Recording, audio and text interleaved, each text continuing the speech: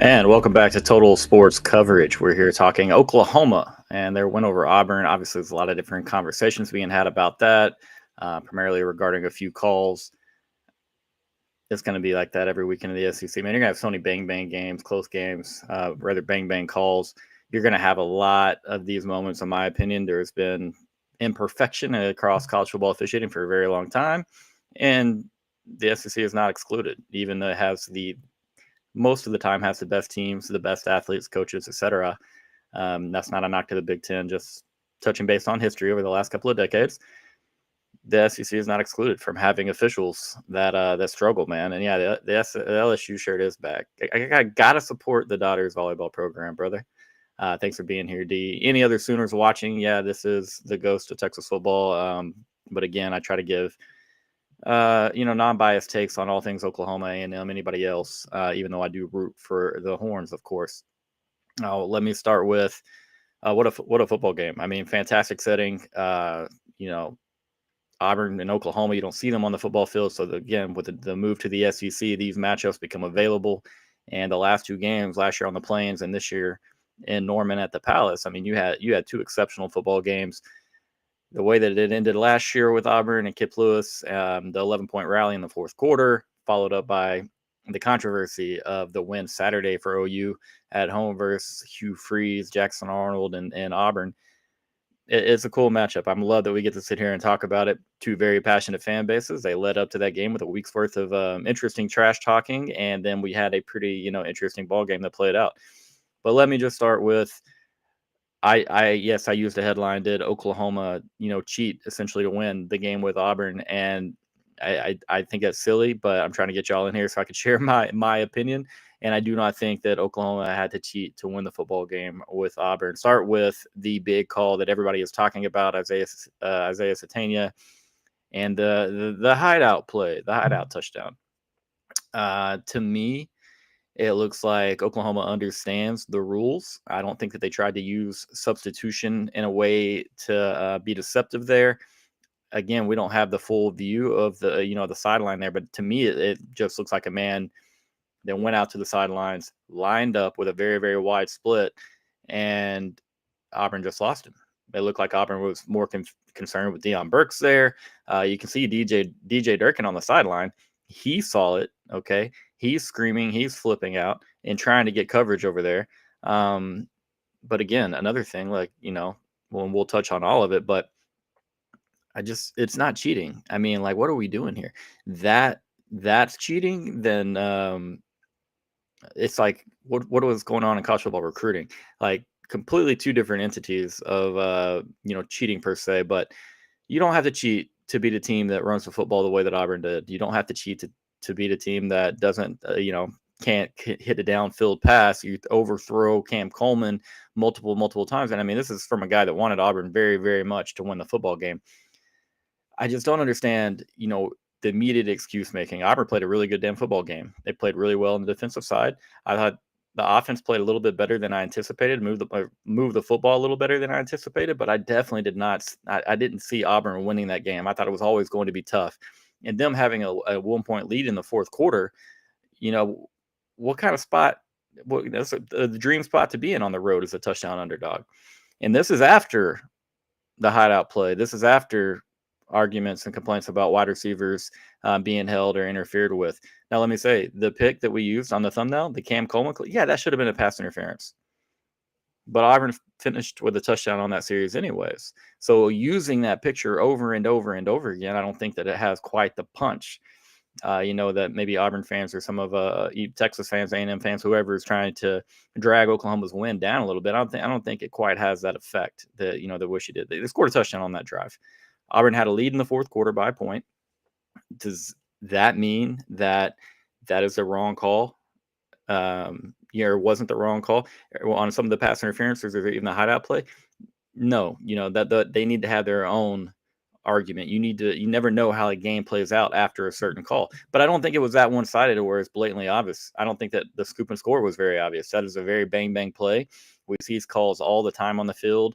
That they get overturned, they get held up. I mean, like you need really, really damn good, evidence in that matter. So hey, I was a fan of the safety too. I'll say that, Joshy.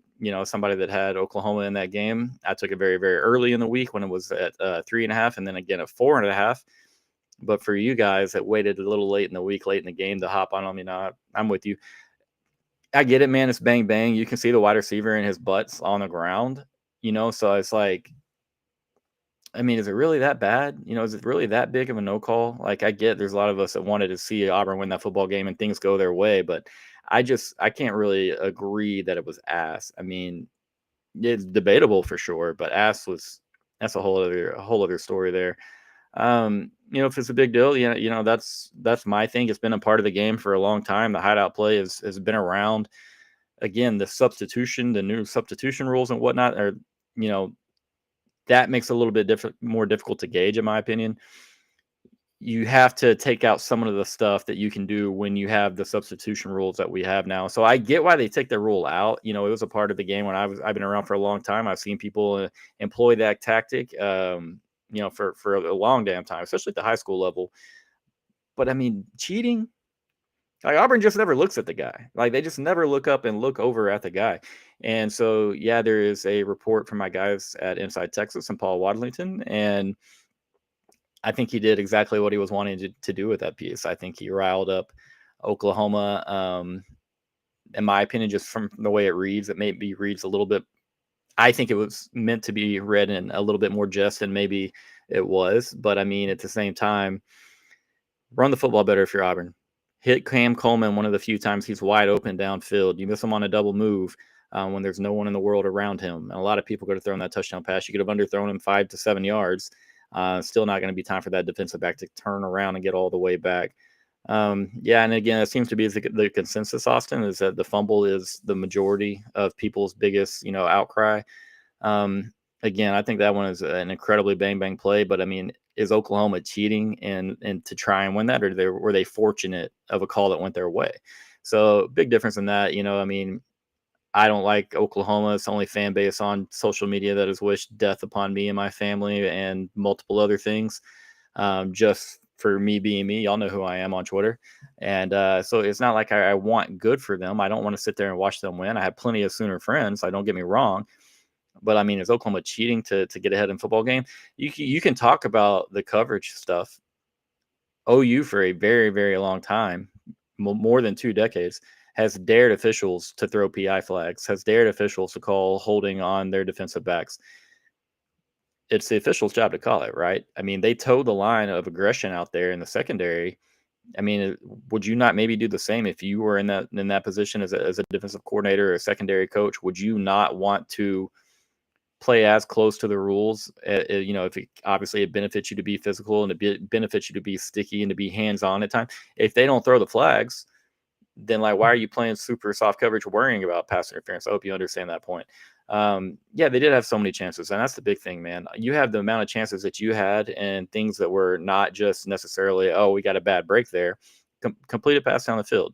Stop John Mateer, stop Auburn when you have a 1-point lead with half a quarter to go. Step up in that moment and win that football game. You're very, very, in my opinion, you're close to really turning the corner, catching up to the talent levels that, the top end of the SEC has. Hugh Freeze knows how to recruit. He's getting the right type of guys in there. Obviously, he's done really, really well at the wideout position. He's improved the offensive line. The front seven looked pretty good. But at the end of the day, like, you got to step up and win that football game. Everybody in the world through 3.5 quarters has one call, whether it be big or small, that they feel like it wasn't, in their favor. You can't sit there and, I'm not saying that Hugh Freeze and Auburn's team was, but the perception around the game that Oklahoma had to cheat to win is silly. Were they fortunate of a couple calls, or maybe the way that the game was officiated? Sure, absolutely. If Oklahoma is very physical in the secondary with Texas and very, very grabby and sticky, and the flags are thrown, great. If not, it's going to be like, well, okay, you don't really blame them. It's not like it gets called week in and week out, play in and play out. They're daring officials. They're going to dare officials to throw the flags. But I mean, like, that's what Oklahoma's been doing for a really, really long time. So people that are new to that and looking at Oklahoma as like, man, they're some cheating. I don't get it. And I say that with these Longhorn pictures in the background. It is what it is. We're just always going to call it the way we see it. And I don't think that there is anything wrong with what Oklahoma or Ben Arbuckle was trying to do on the hideout play. You use the rules to your advantage. You push them to the max. And this is the thing that is done in college football all across the board. And you're going over the line in college football recruiting. So just it's funny how, people will celebrate. I bring up the recruiting over and over again. It's funny how people will celebrate how they get a kid, how they don't care how they got a kid. But as soon as a game gets on and it's time to whine and cry a little bit about a game that we maybe possibly should have won. I mean, you missed a field goal in there late in the third quarter. Now that 3-point difference isn't the game, but Oklahoma follows it up with a field goal of their own. That 6 points is enough, could change the outcome, because then you're talking about the safety that probably never even happens. But I like what Auburn's doing on the football field. Again, Hugh Freeze is going to have to find a victory or two to kind of puts him on the right trajectory as far as, wins and loss totals and not just recruiting. Auburn, in my opinion, hired Hugh Freeze strictly to fix the recruiting. I don't think they ever thought that down the line, like down the line, I don't think that they might have ever envisioned him as being the guy. Like, he's going to be the guy that gets us back to the promised land. And so I think he's done a good job in his role. Auburn people will never sit there and say, yeah, that's how we hired the guy. They want to win titles. But all right, let's get to the chat a little bit. They absolutely cheated. What about the people that don't want to accept? I'm not a fan of either team, but my God, substitution rule, the fumble, box call, 14 more swing. You're a homer. Okay, it's a good. I'm a Longhorn fan. I have Texas things up here. I'm not a homer of anything. I just think that it's a bang bang play, and screaming at Oklahoma and trying to say, oh yeah, they were deliberately trying to cheat because they were fortunate about a fumble call. That's misconstrued. Will you say, yeah, Oklahoma was lucky as hell that they had a fumble call go their way? Whole different conversation, man. Like that is a whole different conversation. And again, these are Texas pictures in the background, not Oklahoma. There's not a speck of crimson in this house. And I would have much rather that Auburn won that football game by 2 touchdowns. I mean, I would have gladly I would love to have been wrong about that. Texas Tech cheating on the trail. That's a whole other show for a different day, my guy. Whole other different show. Longhorn Channel. It is. You think it feels good to get on here and say that I'm in defense of Oklahoma when I know that literally nobody else on my side is in defense of Oklahoma? It is not even in defense mode.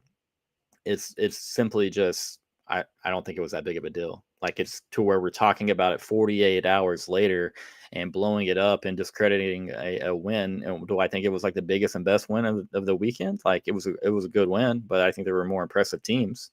You got to give Oklahoma credit, though. They're 4-0. They're going to be 5-0 headed into Red River, exactly where they wanted to be. And I like it like that. I am a Texas fan that is very happy that we get to see, the SEC gets to see, hopefully an all top 10 matchup, depending on where Texas is at. But I just think, 2 of the last 3 years, even 3 of the last 4 years, 4 of the last 5, like Texas hasn't been holding up their end of the bargain and getting that game to reach their, the hype that it deserves.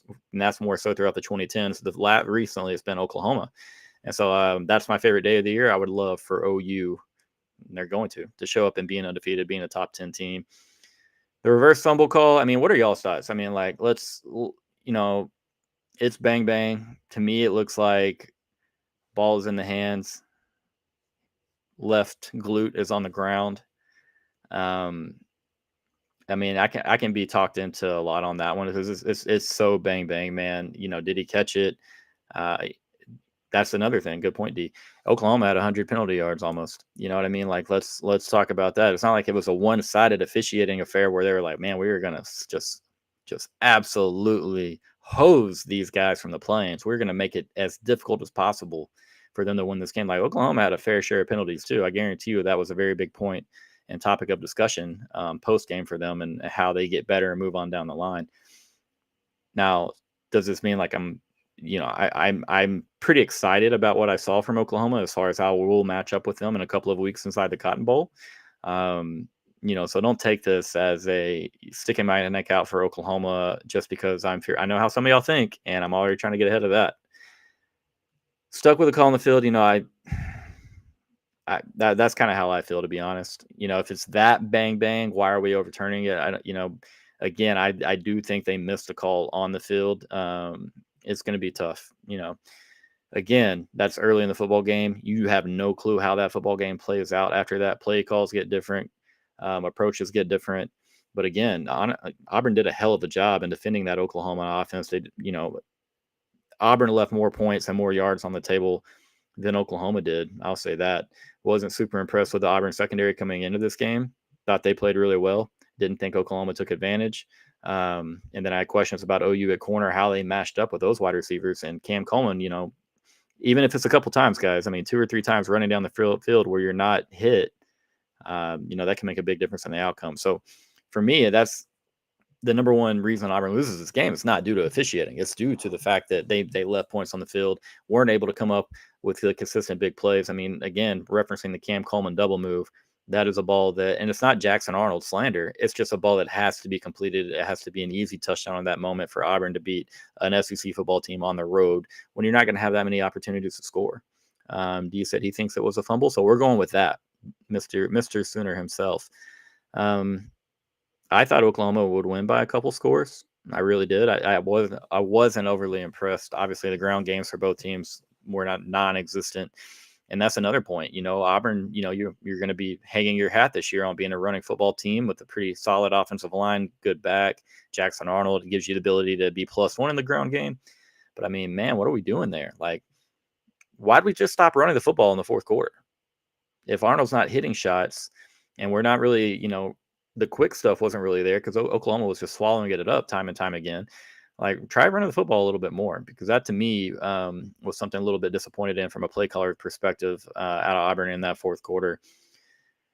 Let's see here. And this is another thing. There has been sources. I think Oklahoma's came out a couple times and talked about Oklahoma approaching officials before the game, asking to run that play or asking if they're permitted to run that play. And they were, hey, they were given the green light. So it's like, who are we mad at here? Are you mad at the officials? Or are you mad at Oklahoma? Was Oklahoma really trying to one up everybody and just say, oh my gosh, we got them this time? I don't think that was the case. Did Oklahoma cheat? No. Was there officiating that, we can talk about for a couple of days after? Yeah, absolutely. And that's why we're here having the show right here. That's fair. You get a lot less conservative if Auburn the scoop and score sticks. That makes sense. You got to kind of get out of your shell, push the ball against that secondary of Auburn's that I'm not super impressed with. And that's one thing I'll say. Oklahoma never really had to force the ball in this game.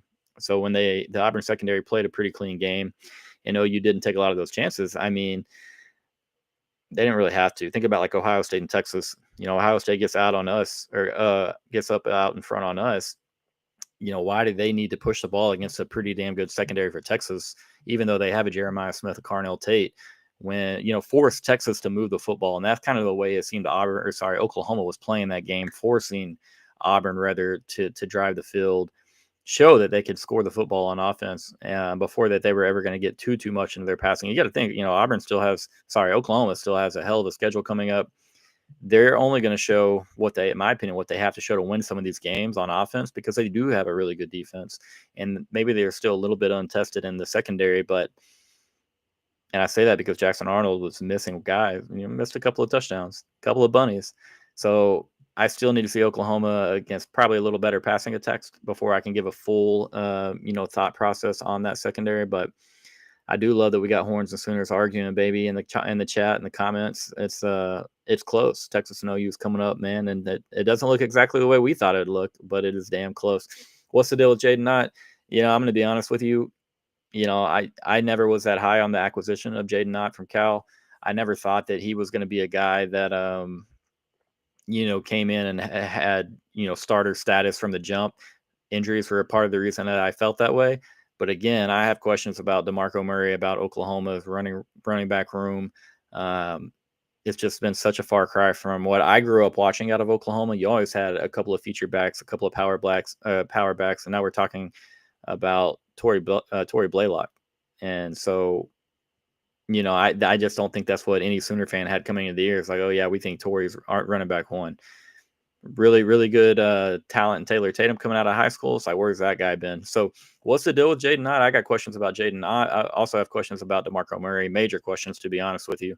I think he's a much better recruiter than he is developer of talent. And I know that he hasn't been the main guy developing Jaden, but I'm just saying nothing in the running back room for Oklahoma surprises me whatsoever. Yeah, so good question. I like that one a lot. Seems like Oklahoma's offensive line is pretty mid anyways. I do think that, they are a little bit banged up. I do think that Auburn's defensive line is pretty good. But I am not overly impressed by Oklahoma's offensive line. Not at this moment. Again, still working a new system. We'll see what they look like in a couple weeks. They're about to have a lot of time for some reps, man. And you got a bye week. You got Kent State. I don't love that Oklahoma has all this prep time for Texas. And if I were Brent Venables this week, we would already be installing Texas stuff. That probably going to be the case. But I would be installing Texas stuff. I would rep one day, maybe two, of Kent State. The next 2+ weeks, Texas would have my full attention, and I'm sure that it might be that way. So Oklahoma's going to look a little bit different. Oklahoma probably is going to have a pretty good plan for Texas, but I do like the way that we match up with their offense. I will say that. All right, changing pace. My guy is asking about the permanent opponents for Texas. Texas has Arkansas, Oklahoma, and why am I drawing a blank on the third? What am I doing? A&M, obviously. So for me, it's like, that's what I wanted. As a young guy, I was raised with the mindset was like, hey, we hate Arkansas just as much as we hate Oklahoma or Texas A&M. And so for me, I definitely think that it's going to be a fun case of getting to have that hatred maybe rekindled with some of the younger fan base, some of the students. But again, I like it because I think Elko's a really good coach at A&M. Oklahoma football is Oklahoma football. If Brent Venables doesn't have it figured out, they're going to find a guy who will. And so I don't necessarily, hate that Arkansas is kind of down at the moment. I do like it from that. But I mean, I'm on the train of Texas and LSU while it's never going to happen in football because I think they even kind of protected LSU a little bit. Why is LSU not playing Alabama? You got LSU with Arkansas, Ole Miss. Like, I mean, I get it. Ole Miss and LSU is a low-key great rivalry, but I mean, LSU and Bama has national title implications. Not year in and year out, but pretty damn close to it. And so, yeah, I mean, I kind of knew it was always going to be Arkansas, Aggie, and Sooners for us. But some of these are pretty questionable. But then again, at the same time, you have this many teams, and you do have so many established rivalries already. There was always going to be a couple of fan bases that were left with head-scratching, permanent opponents. I do think LSU has, probably the easiest of the three. I do think it's weird that A&M and Missouri are playing. Obviously, they came over from the Big 12 to the SEC at the same time. They have not been a annual rival. Obviously, that's South Carolina and A&M have been an annual rival. So I think it's great that game is going away. But yeah, overall, man, OU having Texas, Ole Miss, Mizzou. Ole Miss is a little bit weird. Missouri is probably only fun because of it being somewhat regional, and then you tie in the hatred between your two fan bases that has developed on Twitter, thanks to Caden Green, and a few recruits. But yeah, definitely cool. I think the SEC was kind of funny and strategic, and when they announced this news this morning, it was planned for Tuesday night. I know that to be true, and I think with all of the drama and controversy surrounding SEC officiating, I think they're like, hey, screw it, we're going to give them something else to talk about. So maybe that's the case, maybe not. But again, it felt like it was a timed release. And again, for those that do not know, the schedules, I believe, will be announced tomorrow. Hopefully maybe that's what I'm thinking of. The schedules were always going to be released tomorrow, but I thought it was the permanent opponents. Tomorrow, that's what I'm curious to see. Timing of the games, does Texas and Oklahoma, does one of us have Kent State, one of us have Florida the week before? Texas and Texas A&M this year, like we have Arkansas, they have Samford. So like those little things, I'm not making excuses. I'm just going to pay attention to the little details of the schedule. And so I can't wait to see what everybody has. Obviously there's been a lot of talk about Oklahoma's schedule and Texas' schedule over the last 2 years. So I'm more than ready to put that to bed, and y'all can have our schedule. I don't care. I just don't want to hear about it anymore. We'll line up and play whoever we got to play, but A&M versus Missouri is weird. But let me tell you, for the Aggies, I think that's a great thing because I think Elko is going to be around for quite a while. And that's a matchup that I think you dominate going down the line. I do think Drink is an interesting character. Seems to be a good football coach, a really good motivator. But Missouri, I think it's not the main reason for their success, but they've had a couple of good defenses, and they've also been a big benefactor from scheduling in the last couple of years in the SEC. Obviously, talking about a somewhat long time SEC East member. Hey, the last time we lined up with Mike Gundy, we hung a big number on his head. All right, so all the times that you're referencing before that, I've forgotten, baby. They're gone. I will say it is incredibly sad to see Oklahoma State in the state that they are in. Mike Gundy does just not care anymore. He is not motivated. I'm not saying that couldn't be rekindled if you were to end up at another school, but I just don't think that he does.